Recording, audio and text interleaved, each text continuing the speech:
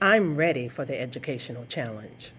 Assalamu alaikum. My name is Kim Muhammad from Baton Rouge, Louisiana. Welcome to the third day of the first new National Educational Paradigm Online Conference. Today we have another full day of presenters. Coming up, today we have Dr. Wesley Muhammad speaking on An Education for the Gods, the history of Asian educational systems, and the Supreme Wisdom lessons. Brother Abdul, Wahid Muhammad, and Brother Rasheed Muhammad will give a presentation on the formation of a new government of peace, the 9 systems of the body. And Traci Muhammad will close out our presentation with a talk entitled Let the Revolution Begin, a cultural center and a library parody of the world. Closing out the day, Brother Troy 5X and Sister Deborah Muhammad will announce the launch of the I Accept the Educational Challenge 21-day campaign and organizing the Ministry of Education Phase 2, identifying our human resources, planning the development for a Ministry of Education Human Resource Department. The preceding presenters have accepted the educational challenge. How about you? Will you accept the challenge? In the name of Allah, who came in the person of Master Farrakhan Muhammad, to whom our holy praises are forever due, I bear witness that there is no God but Allah, and I bear witness that the most honorable Elijah Muhammad is his living and exalted Christ, and I further bear witness that the honorable Brother Minister Louis Farrakhan is their divine reminder, the apostle of God in our midst. In their name, I greet you, family. Assalamu alaikum. I am honored to be invited to participate in this educational conference. I would like to thank Sister Deborah, Sister Dr. Ava, and all of the Ministry of Education. To say a conference such as this is vitally important is to grossly understate the truth of the matter. So I'm honored and humbled to have been included among those considered to make an offering in regards to carving out, helping to construct a new educational paradigm, which is the mandate. And by new educational paradigm, there's a sense in which we are really talking about a return of the old educational paradigm. And that is what I have been tasked, if you will, to discuss that old educational paradigm. The subject I was given is a wonderful subject. The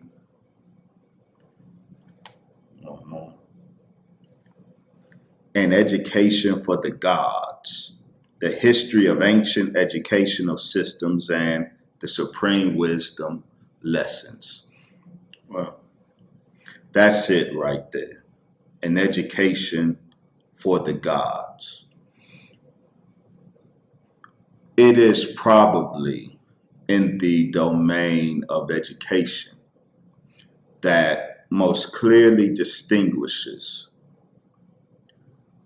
this world from the previous world, the world of the white man from the world of the original man, or said better, the world of Satan from the world of God, Allah himself.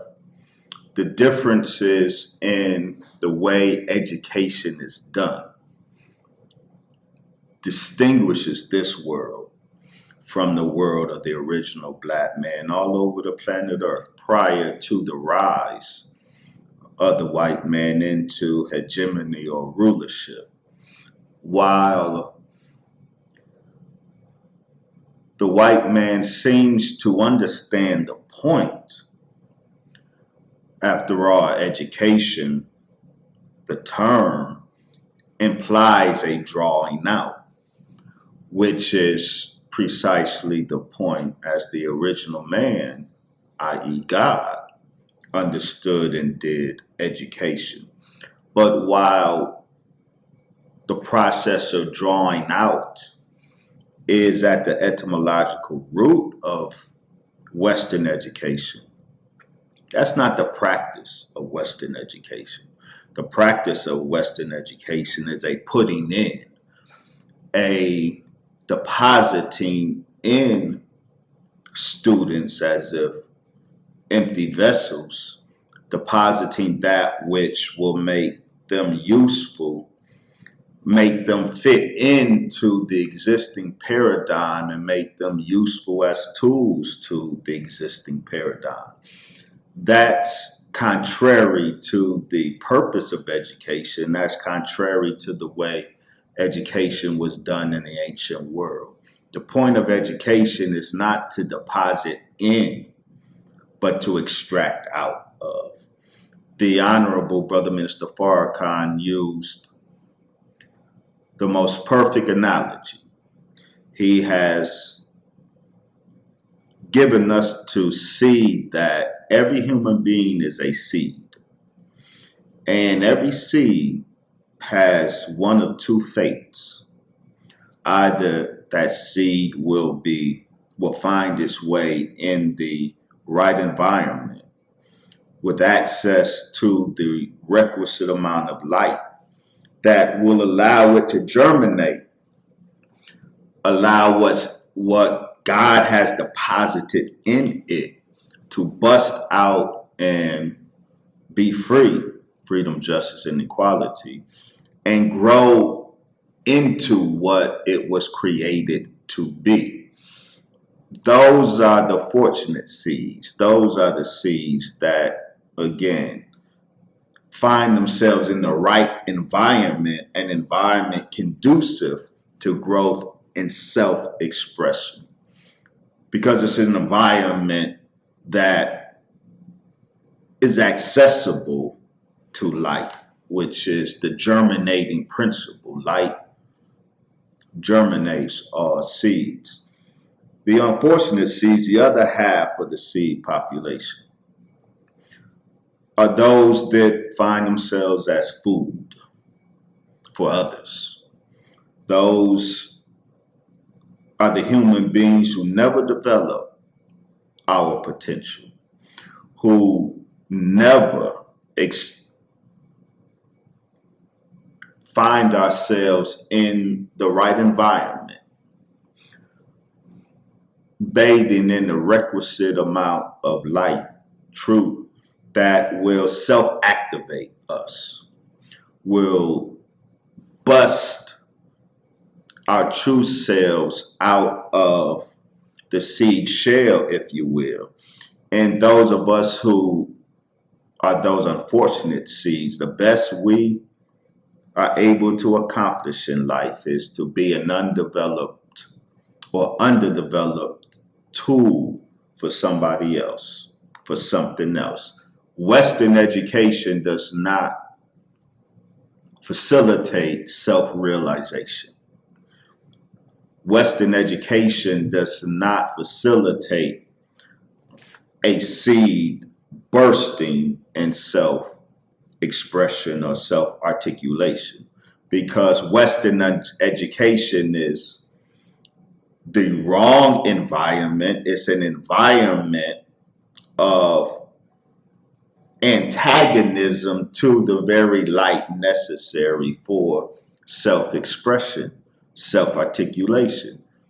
That light is God himself. And in Western education, God is exiled. In the original man's education, God is the whole point. That is to say, the whole point of ancient education is God. The difference between ancient education and Western education is highlighted not just in the fact that in Western education, God is exiled, Whereas in ancient education of the original black man and woman, God is the point. But in Western education, there's a separation of church and state. So if you want knowledge of God, you go to religion. But religion in the West only gives enough information about God to make us appropriate worshipers of God. But education of the original black man and woman in the ancient world, the point of that education was not to worship God, but to be God.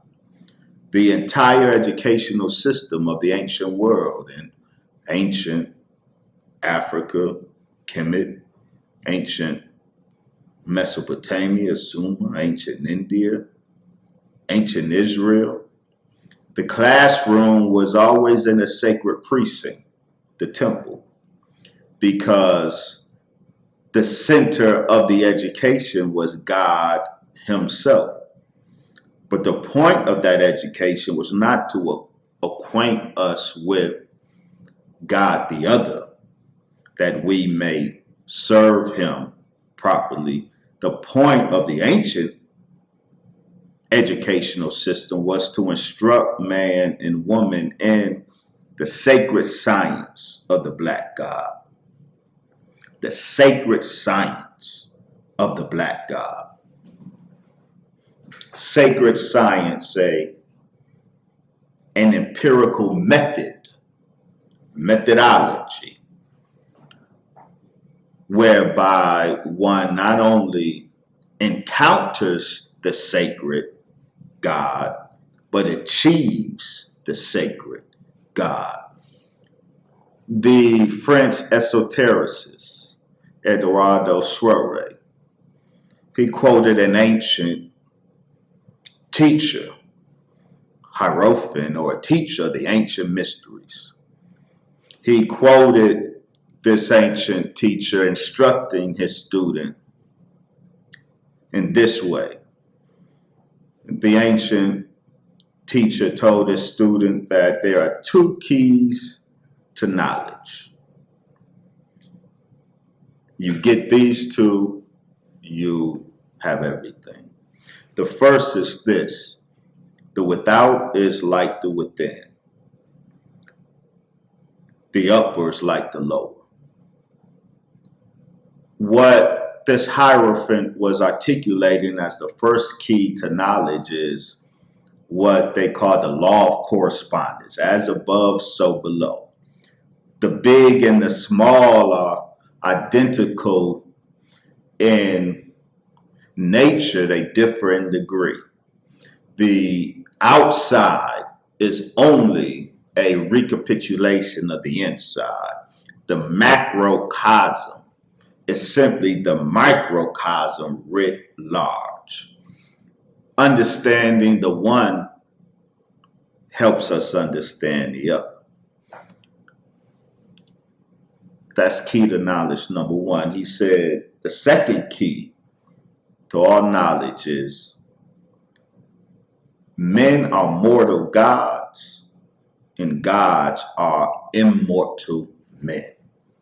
Men are dead gods and gods are living men. It can be said otherwise as man is God asleep and God is man awake. Those who understand these two keys of knowledge, the teacher of the ancient educational system said, happiness is for him or her.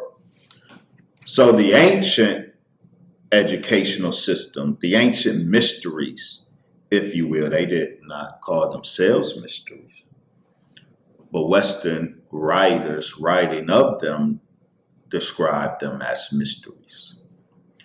The ancient educational system, the totality of the curriculum was based on those 2 points. The without is like the within, the law of correspondence, and that God is man awake. and man is God asleep. Or men are gods who have died, and gods are men who are alive. And in the ancient educational system, we didn't just learn that as a point of fact. We learned that as a process of awakening. And so it took 42 years to get your degree in the ancient world, because it took 42 years for a dead God to become a living man. Is it a coincidence that our Savior, Master Farrakhan Muhammad, studied 42 years? I don't think so. The educational system of the ancient world, it took 42 years. You studied 7 levels of learning, but it had 2 basic phases. A phase we can call demolition, and a phase which we can call construction. See, that first phase was a phase of demolition. We come to the proper educational paradigm messed up. So in order for a dead God to be converted to a living man, there's some demolition, some deconstruction that needs to take place. So the first years of that educational system was a year in which the student was humiliated, was brought all of his or her worst fears were fed and exposed to him or her. His ego was battered and bruised. See, all of that is necessary in the process of godhood. This is why we in the mosque, which is the repository, which is the sacred precincts of the old educational paradigm, which is the prototype for the new educational paradigm. When we come in the mosque, life is hard. There's demolition. Once we've entered the mosque, once we entered this life, we've entered phase 1, the demolition phase. So it is hard. Our egos will be bruised. All of our fears, emotions, and detestations will be thrown right in our face. Some of us in the mosque, like some of those who entered the mysteries thousands of years ago, we won't make it to phase 2, the phase of construction, because a process of demolition will demolish us. And that's okay, because while self-realization is free to all of us, Islam is freedom, justice, and equality. That still does not guarantee that some of the seeds will be food, while some of the seeds will take root. Everyone won't get through that first phase of demolition. Our egos will be too battered and bruised. We got to get out of here. Our tolerance for hardship and what we would consider abuse will be tested to the max, and most of us, or many of us, will turn and flee, just as the old students of the ancient educational paradigm. They entered the sacred classroom to be gods, but they did not. Those who did not get through phase one, the demolition phase, never achieved what's called the summum bonum. See, the highest degree in the Western world is the doctorate. The highest degree in God's world was the summum bonum, the greatest good. And that was when you realized yourself. That is when you have successfully accepted your own and have achieved being yourself. They are those who survived phase one, the demolition, and successfully matriculated through phase two, the construction. What is that construction? The Honorable Brother Minister Farrakhan has said that each human being has two worlds in him or her. One world revolves around our appetites. The other world revolves around an enlightened mind and spirit. The Honorable Brother Minister Farrakhan states that in every human being, those two worlds war with each other for supremacy.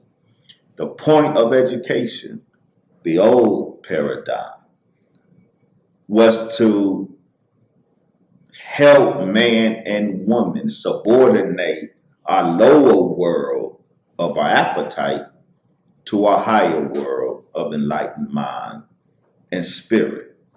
That's the point of education.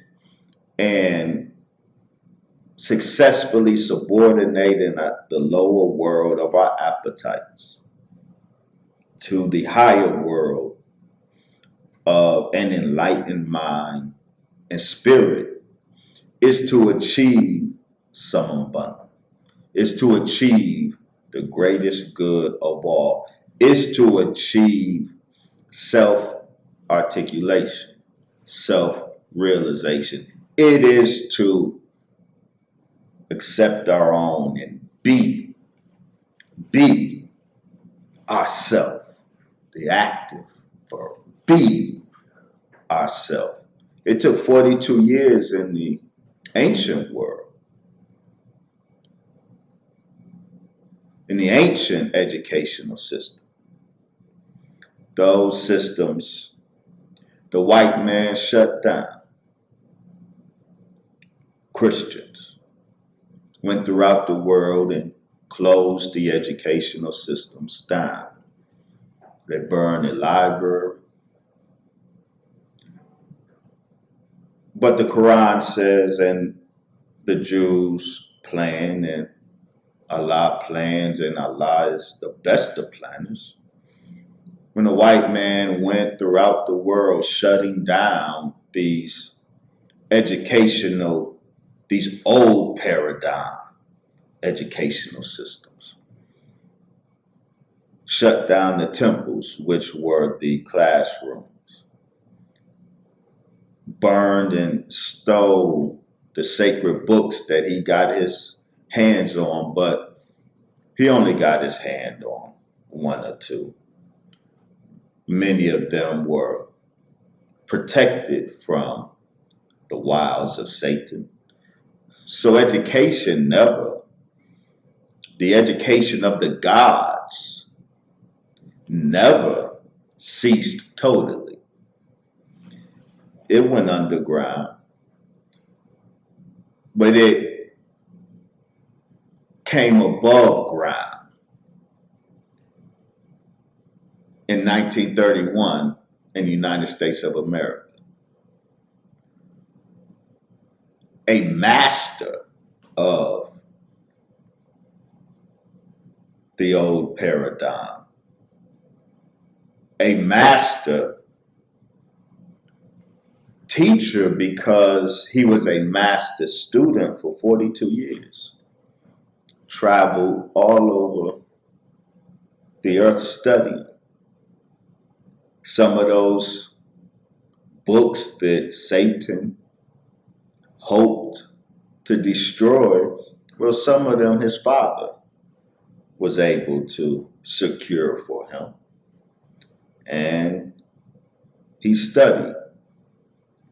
What I'm suggesting is that that master student who became the master teacher, Master Farad Muhammad, Allah in a person, to whom all holy praises are due. What he brought to the hills of North America was the essence of the educational system that transforms dead gods to living men. The supreme wisdom is not religious dogma. It's a verifiable body of knowledge. We come into this Islam to be students enrolled, and our first assignment is to learn about God. The educational paradigm that the master teacher brought was not restricted to the system of questions and answers that as students we were to study and memorize. But the educational paradigm that he brought consisted of the entirety of the life that he requires of us as it was elaborated for us by his master student, the Most Honorable Elijah Muhammad. The totality of this life of Islam that Master Farad Muhammad brought, the entirety of it, what we study, what we experience, the hardships, the humiliations, the pain, the anger, the abuse, all of it is the educational paradigm. None of it is expendable. None of it. If we were to successfully cut out of our experience in Islam, if we were to cut out the hardships, if we were to cut out the humiliations, if we were to cut out the disappointments, we are cutting out part of the heart that makes us God. It's to cut out the foundational part of that educational process, the demolition part. Without the necessary demolition, there can be no appropriate construction. So we come to this. Our egos are demolished. Our sense of self is demolished, but by which we mean the self that developed in the world of Satan. That absolutely must be demolished in order for us to grow into, in order for us to get our degree in the sacred science of the Black God, in order for us to get that degree that certifies that we have accepted our own and then being ourselves, son and bun. What I'm suggesting is that supreme wisdom is the old paradigm in this new world, but perfected and streamlined, we can say. The old paradigm was sufficient for its time, but it wasn't sufficient to withstand Satan. What Master Farad Muhammad brought was the new paradigm, the perfected paradigm, that the beginnings of it certainly, that has the power not just to withstand the world of Satan, but to demolish the world of Satan.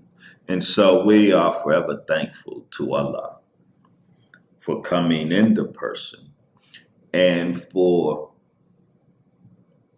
reacquainting us with the whole purpose of education. This Islam brings out of us way more than it puts in us. It brings out the worst in us by nature, every single one of us. And it brings out the best in us. That's what education should do. When circumstance, the hardship of this life, of this educational paradigm, brings out the worst in us, so we can see it, encounter it, and demolish it. Phase one. When it brings out the best in us, it grows it. And so we're thankful to Allah for coming and saying, they are so happy. They, meaning the old teachers, I suspect.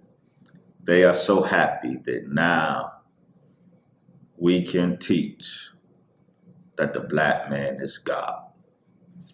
That's the educational paradigm. The education that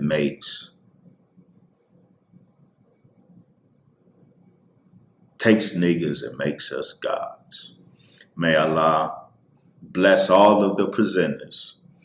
May Allah bless us with a mightily successful educational conference. And may Allah continue to bless all of the laborers in the Ministry of Education. Your work is of vital importance. Assalamu alaikum. I accept the educational challenge. In the name of Allah, the all-wise, true and living God. And we thank him for coming to us in the person of Master Farad Muhammad and raising the most honorable Elijah Muhammad, the exalted Christ, the Messiah, and leaving in our midst our divine Holy Spirit, the Honorable Minister Farrakhan. We thank them both for blessing us to be here, to be a part of the first National New Educational Paradigm Online Conference 2016. We got an invitation to be here, and our subject will be a study of government in general. This information was come to us from a speech that Minister Farrakhan made in 2009 at the Day of Atonement in Memphis, Tennessee, when his subject was accepting our responsibility to build our community. This information stimulated us to go forward, and with the person I'm going to introduce you to, who is the co-author of the book, Your Brain and the Nine System, the Physioeconomics of God's Self. And this time, I want to introduce to you Brother Rasheed L. Muhammad. Here he is. I'd like to thank Abdul Wahid Muhammad for asking me to assist in this presentation, this online conference presentation. And my role today will basically be to present various slides that are based upon the words of the Honorable Minister Louis Farrakhan, that we can use the mechanics of the human body as a pattern to build our own communities. So at this time, I'm going to step aside. We'll ask you to follow the slides, take notes if you would like. And at the end, I will bring Brother Abdul Wahid Muhammad back on, and he will close out our particular presentation of this evening. Thank you.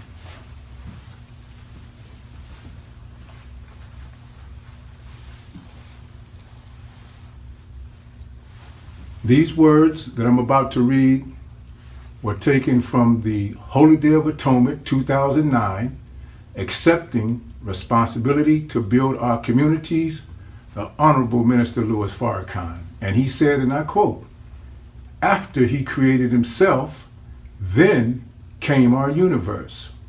So the pattern of the universe is after the pattern of himself. So if you want to study government, study how God made you.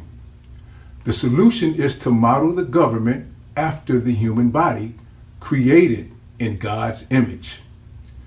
If we study this magnificent body, we can relate all these 10 systems to 10 ministries with subgroups and task forces that will allow us the privilege of building our own communities. So the question is, what is a ministry? A ministry is a governmental organization headed by a minister that is usually meant to manage a specific sector of public administration. Ministries are usually an immediate subdivision of the cabinet, that is, an executive council, and subordinate to its chief executive, also called chief minister.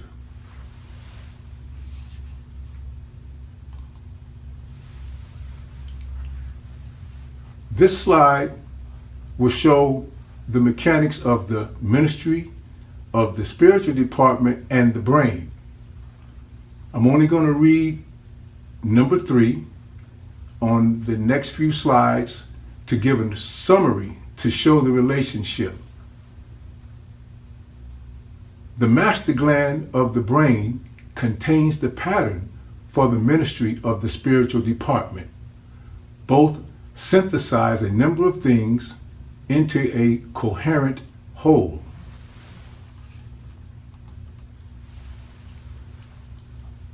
The Ministry of Science and Technology. How does that relate to the skeletal system? The skeletal system contains the pattern for the Ministry of Science and Technology. Both are mainframes that house and protect processing units or organs that enable us to conduct business.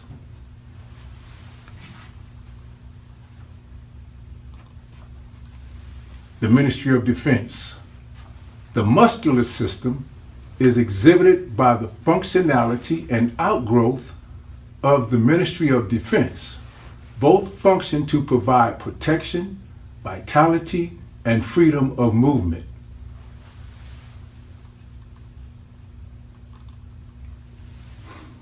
The Ministry of Trade and Commerce. The human body produces 10 to 100 millimeters of currency or voltage. This exposes a pattern how and why government currency is to be circulated.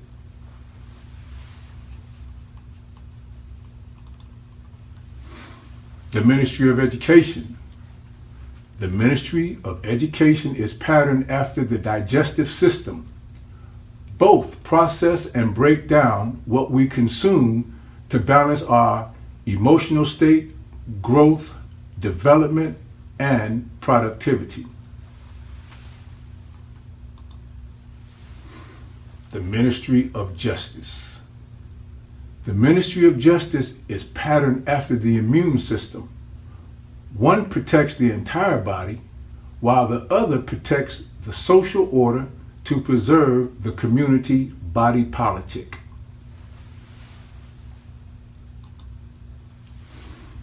The Ministry of Arts and Culture.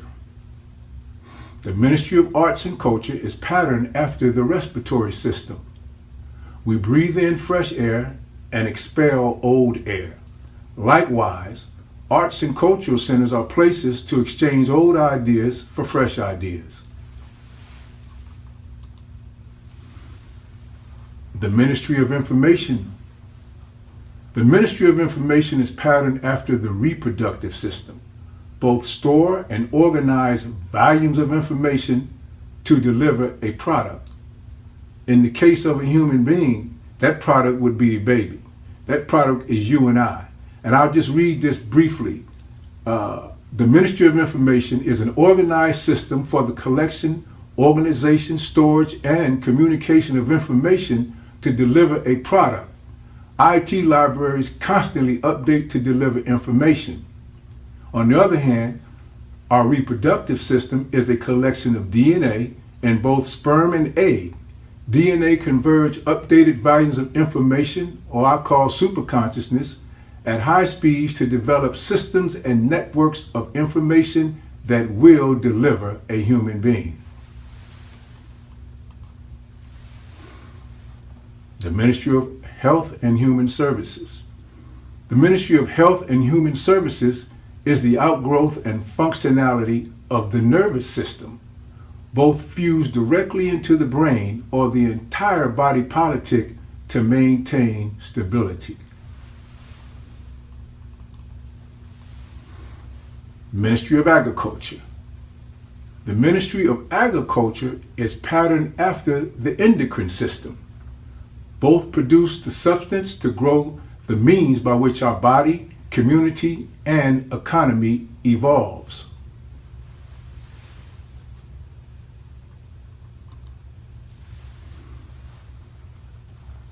Now, what you saw was an overview of the 10 ministries.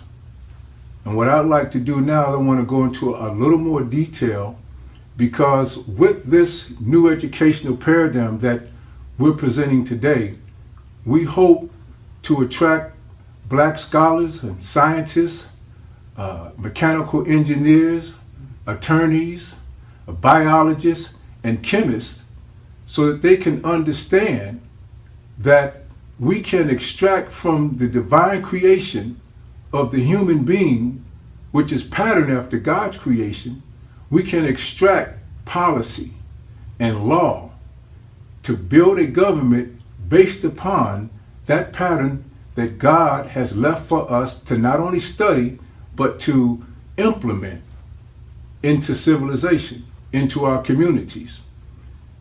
Let me read the details, or some details, of how the Ministry of the Spiritual Department directly relates or is patterned after the pineal gland of the brain. The Ministry of the Spiritual Department affects our communities, institutions, subgroups, and task forces in 3 basic ways by facilitating the transference of information, that is, mentally, spiritually, and morally. The brain, as we know, is the central nervous system. The pineal gland sits in the center of the brain. The pineal gland secretes black melanin to influence body cells in 3 basic ways: by facilitating the transference of information to bring together, B, decompose, or C, rearrange. And basically, this is the work of any spiritual house, which should be the center of any civilization, where mentally, spiritually, and morally, the people are uplifted, the people are reformed, and the people conduct themselves in a higher manner, especially the manner in which we conduct ourselves today in the United States of America.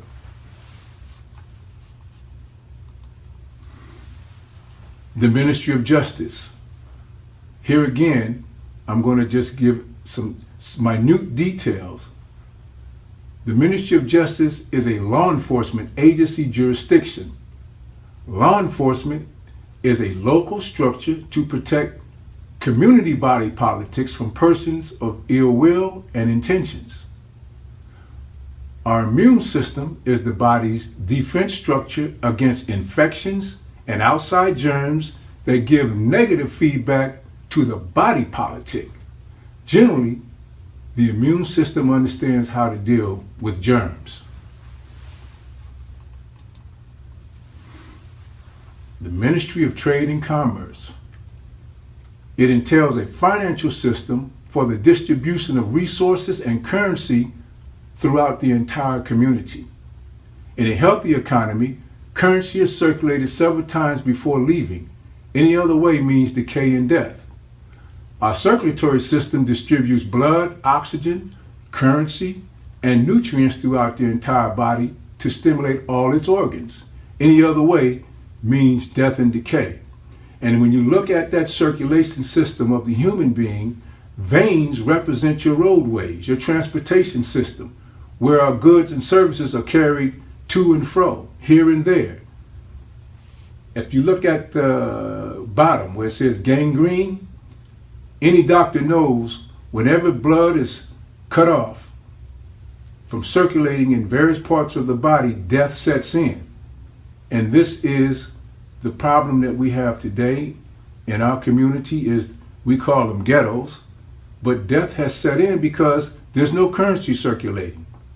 So the agenda of this educational conference is to put together a curriculum whereby our people can understand that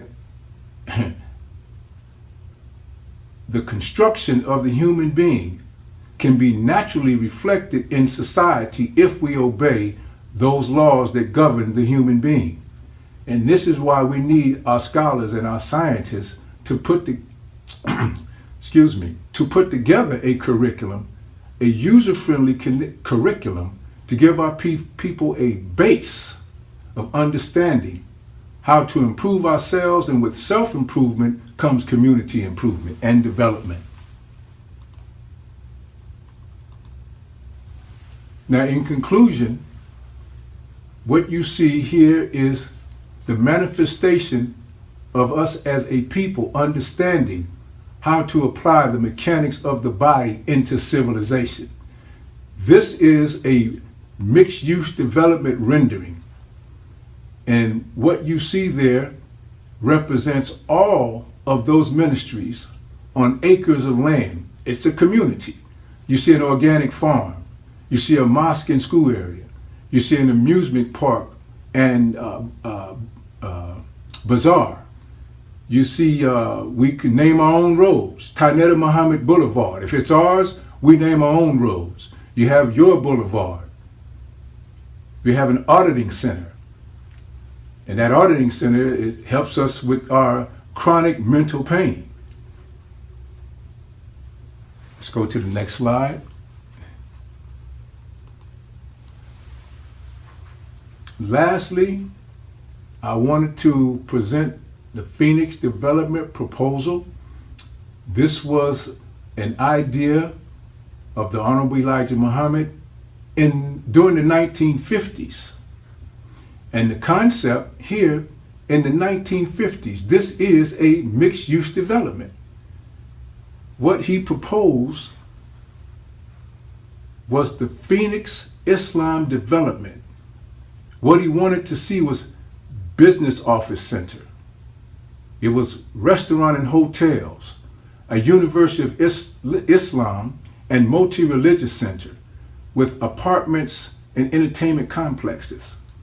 Today, this would cost up to $100 million. But as the book says, if you bless us, God will bless you. This is what we must do all across the country, from Phoenix to Detroit to Atlanta. We must build our own communities to show that we know God, we understand God, because we are taking the nature in which He created us, and we're building an extensional world that reflects the mechanics of the divine human body. Thank you. Assalamu alaikum. We will continue with our subject, the subject or the study of government in general. Let us remember that the Honorable Minister Farrakhan said, if we want to study government, study how God made you. So far, we have covered how to study government, what is the pattern of community building, and the inner workings of the human body.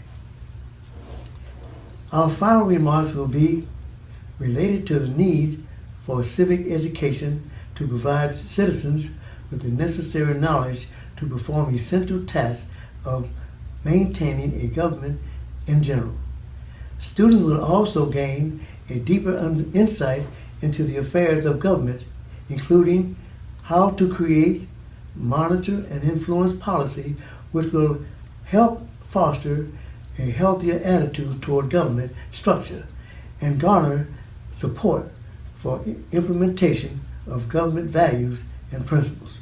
Of course, our study of government structure is anchored in the point 12 of what the Muslims believe, in which, quote, we believe further and lastly that Allah is God and besides him there is no God, and he will bring about a universal government of peace wherein we all can live in peace together. This transition of government is therefore rooted in the teachings of the most honorable Elijah Muhammad, the Holy Quran, the Bible, and along with the leadership and guidance of the Honorable Minister Farrakhan from the Almighty God Allah.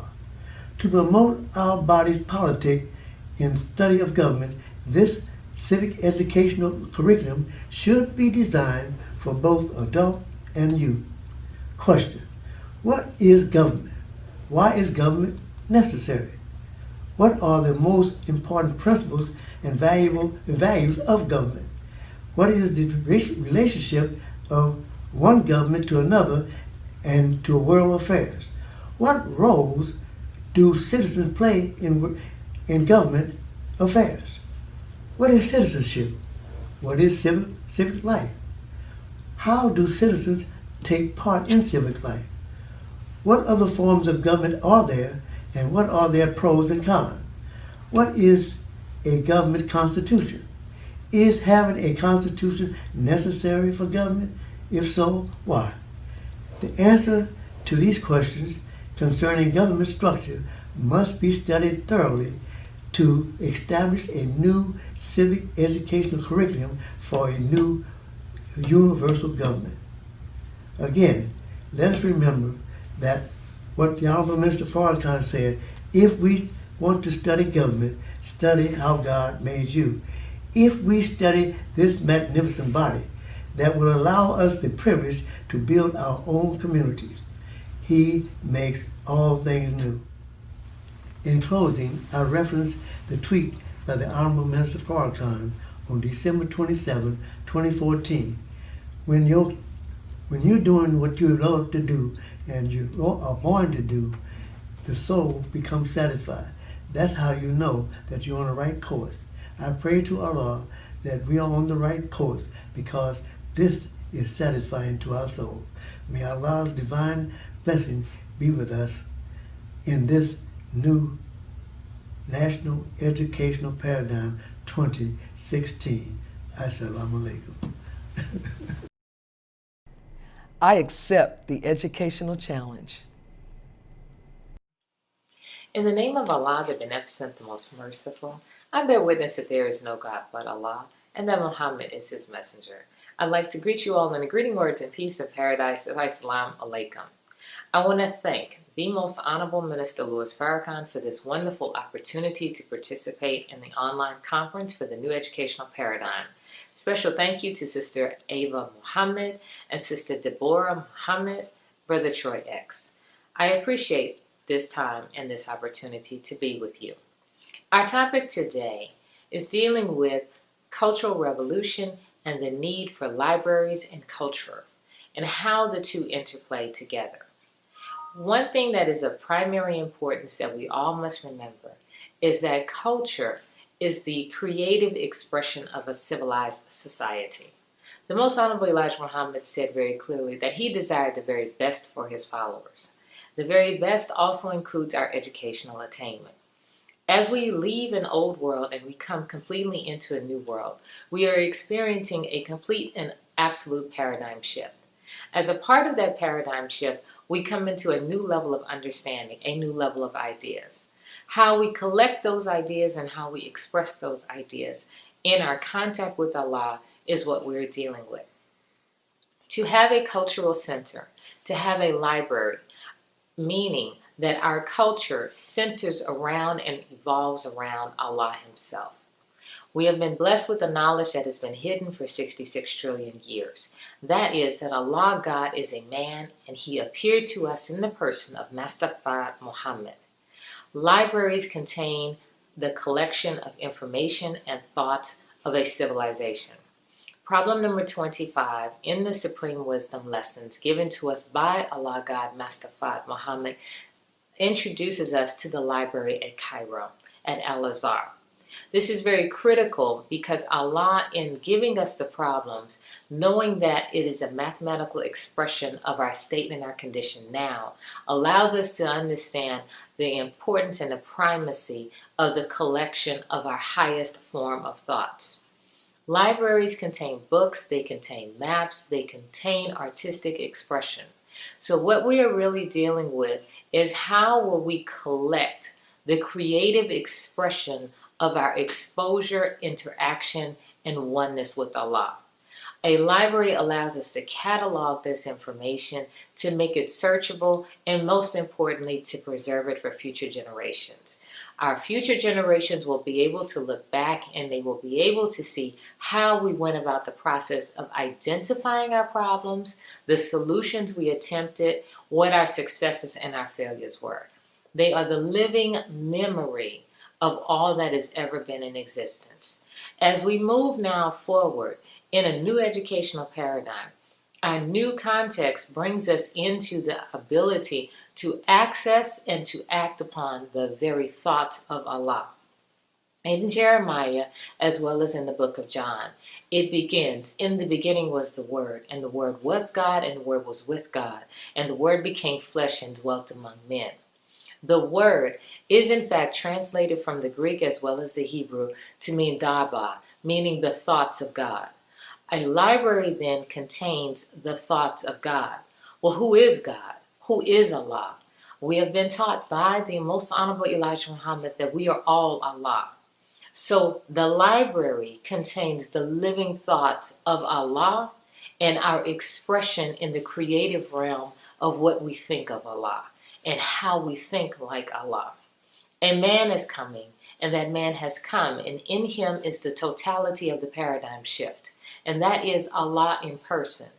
As we begin to access his thoughts through the process of self-improvement, we will develop a new educational system, meaning a manner in which we transfer our ideas, a manner in which we systematically and mathematically cultivate the human being around that which is greater, around the understanding, the belief, and the reality that we were all created as expressions of Allah and that we are Allah. What we do at this time is of critical importance. As we begin to lay the basis for our educational paradigm, our educational shift, we leave from a thought process centered around satanic thought and the lowest moral desires of a society into a high moral standard. Our refinement of those standards is what we will produce creatively. Our creative expression, most importantly, must be in words. Words allow for the transference of thought. The transference of thought allows for the access into the feelings, the emotions, the states, and the conditions of the time in which the person produced it. A deep reading of a thought in the form of books that are pure with the word of Allah, that have not been changed, that have not been corrupted, allows for the mind to engage the mind of production, meaning we travel into the mind of Allah as expressed in that person, and then we can sort through and grow into and evolve with that word. It is known as leptodivinia, sacred reading, so that when we engage the word of Allah through the Holy Quran, through the writings of the most honorable Elijah Muhammad and the honorable Minister Louis Farrakhan, we are in fact engaging them in that moment, and it is a sacred process. And in closing, let us not forget that one of the most tragic aspects of our enslavement in this country was the denial of the ability to read. Why? Because reading goes into the very formation of the thoughts of a person. That is why intellectual theft is such a crime, because I take from you your very thoughts. But if we have a way by which we can think and express ourselves creatively and gather those thoughts in a fixed format, it levels the playing field. It levels everything because a library allows for the free interaction of thoughts in an equal manner. The strata of elite is eliminated. It is the common university. It is the universal standard. So we thank Allah for his coming, and we thank Allah for the ability to express ourselves in a culturally refined manner that is pleasing to him. Inshallah, in our very near future, we will build a cultural center which will contain a library per the expressed desires of the Most Honorable Elijah Muhammad, that we as a people will always be able to look over our history, look over our growth and development, and find in it that which we need to springboard into a greater future. I thank you so very much for your time and your kind attention.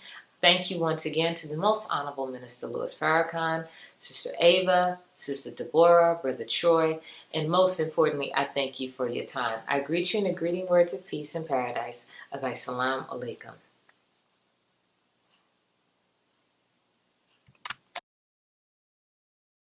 Will you accept the challenge? I accept I accept the educational challenge. the educational challenge. How about you? Will you accept the challenge? I accept. This is Brother Daniel, and I accept. I accept the educational challenge. I accept the educational challenge. The educational challenge. The educational challenge. We don't need to accept this poison doctrine of white supremacy any longer.